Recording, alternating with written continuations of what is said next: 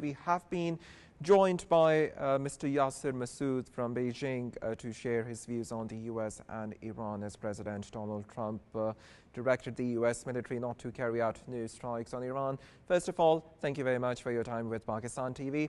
Now, of course, it's a great move coming from the United States government's part. But what were the factors, in your opinion, that motivated the U.S. government to cease its strikes on Iran? I think it was like written on the wall because I personally believe that if we see the pattern and the recurrence of this war and then afterward major skirmishes back and forth, it actually concluded on one thing from both sides, and especially from the parts of the United States of America. And that is very clear that force itself or military pressure itself is unable to subdue the Iranian regime for that matter. And history also suggests that, because even if we turn the clock back to the times when United States of America had a go against Vietnam, United States of America, disrupted all the Iraqi in Iraq. It was a long war. Then we come to Afghanistan. So in all instances, one thing came out very clear, that military force alone is not capable to bring about the envisaged political outcomes. And here it is, because Iran has still enough leverage, which Iran has shown, not in terms of having a sort of dominance on the Gulf region, but remember, it is a sort of for Iran, it's a survival game, it's a survival strategy, and for that very purpose, Iran has used its strategy, its leverage, in a way that, one, it is surviving, and second, it's a typical asymmetric warfare where a smaller country is always thinking that how it can prolong the conflict, one, how it can involve other actors into it, and how it can raise the cost of the war, not only to regional level, but also to the global level. And I think so. This is one of the reasons that America is now taking a breathing stop for now, so that they can recalibrate. And maybe then there could be room for diplomacy to chip in, but we will see how that goes on. Survival and the whole scenario at the moment. So how much of a pressure do you see on the U.S. government, especially in terms of the pressure on the economy? Absolutely, as I mentioned, that this war is not only between United States of America and Iran, and as we know that there are multiple regional actors and their stability and their vulnerabilities, and the restructuring of the whole Middle East, for that matter, this is also underplaying. So that is just a very tiny part of the economic crisis. But for United States of America, there are bigger stakes at the moment. For example, like if this carries on, President Donald Trump would be in a tightrope situation, especially in the upcoming November elections. That's where he is actually eyeing to how to wrap up this conflict as soon as possible, so that he can have a better leeway, a better leverage going forward into the elections. This is one point. The other pressure is a global pressure on the rationale of this war by United States of America. And that pressure is actually now inward and outward.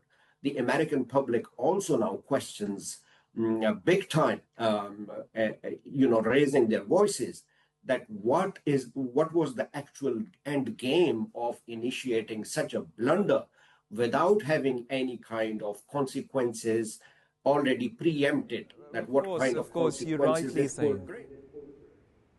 Right, of course, you're rightly saying, but do you think that it is a moment where diplomacy can be given a fair chance? And Pakistan, how do you see can play its due role? I think it's a very important question because diplomatic negotiations remain the most realistic path for reducing the immediate risk of conflict. But their ability to produce lasting stability is still more uncertain in my reading. But in the short term, diplomacy can create communication channels, reduce misunderstandings, establish confidence building measures, and prevent unintended escalation. That is particularly important in a crisis where both sides possess significant military capabilities and operate in a highly sensitive region. However, diplomacy faces structural challenges because the dispute is no longer limited to Iran's nuclear program. Today, the disagreements also involve regional influence, sanctions, maritime security, deterrence, proxy networks, and the broader balance of power in the Middle East. This means that even if negotiations succeed in reducing immediate tensions, the underlying sources of rivalry may remain unresolved. But I think what Pakistan did up until now, it was a Herculean task. It was such an uphill task, and Pakistan did the unthinkable to at least Absolutely. There is no brought a doubt in pause. that Pakistan played a very commendable role, and its role has not been highlighted by the United States government, but also by everybody across the globe. But in your expert opinion, there is a report that says that the U.S. military was continuing to prepare a contingency plans for a possible return to the major combat operations, although Mr. Trump has not authorized such a move. How do you comment on this latest report?